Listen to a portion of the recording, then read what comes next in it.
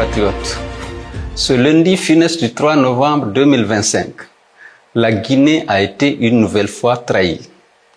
Les Guinéens ont manqué un autre rendez-vous avec l'histoire. Celui qui avait juré devant Dieu et devant le peuple de ne jamais se porter candidat à l'élection présidentielle, marquant la fin de la transition, est revenu sur sa parole, au mépris de son serment et de sa parole d'officier. Le général Mamadi Doumbouya a déposé en effet sa candidature à la Cour suprême, la plus haute institution judiciaire du pays, devant laquelle il avait juré pourtant de ne jamais le faire, et à laquelle institution il avait demandé qu'en cas de parjure, de lui faire subir la rigueur de la loi. C'est à un autre coup d'État, assimilable à une haute trahison, que nous avons assisté ce 3 novembre, après celui sanglant du 5 septembre 2021. Mes chers compatriotes, notre pays est dirigé de main de fer par un groupe de prédateurs et un clan mafieux qui ont instauré, pour se maintenir au pouvoir, un climat de terreur marqué par une violation massive des droits de l'homme et une restriction drastique des libertés publiques. On a enregistré à ce jour des dizaines d'assassinats ciblés, plusieurs enlèvements nocturnes suivis de tortures, des emprisonnements arbitraires, des harcèlements judiciaires ainsi que des morts suspectes en détention de personnalités civiles et militaires. La question que tout le monde se pose aujourd'hui est la suivante. Que faire pour arrêter la folie liberticide de la junte et mettre fin à cette dictature féroce et impitoyable? Chacun de nous est concerné par la résistance à opposer à cette junte sans foi ni loi, prisonnière de ses propres trahisons, engluée dans ses contradictions. Elle avait promis la refondation. Elle n'offre que larmes et désolation. Elle avait promis une transition démocratique. Elle se rend coupable de haute trahison et envisage de confisquer le pouvoir par l'intimidation, la ruse et la violence.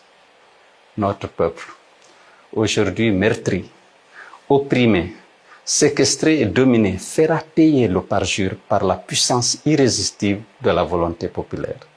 Considérons-nous désormais, où que nous nous trouvions, comme des soldats de la démocratie engagés et mobilisés pour le salut national. Face à la triste réalité que nous subissons tous et les sombres perspectives qui nous menacent, rester les bras croisés ou détourner le regard n'est pas une option.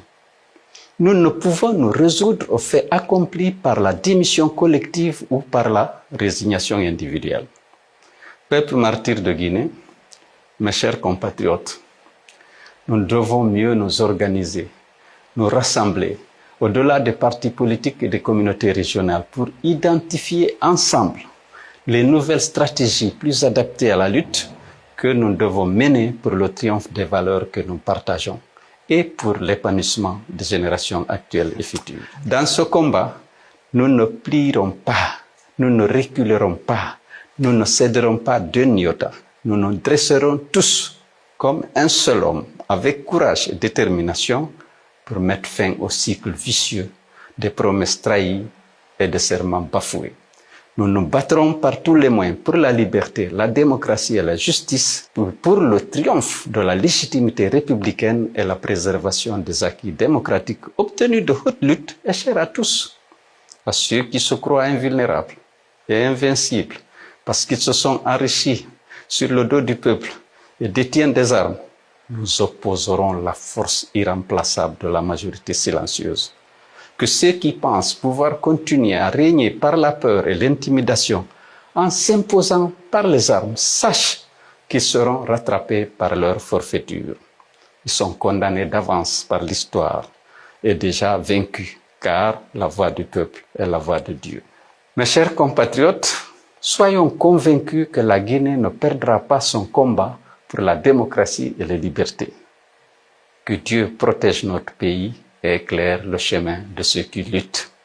Vive la République, vive le peuple de Guinée, libre et souverain.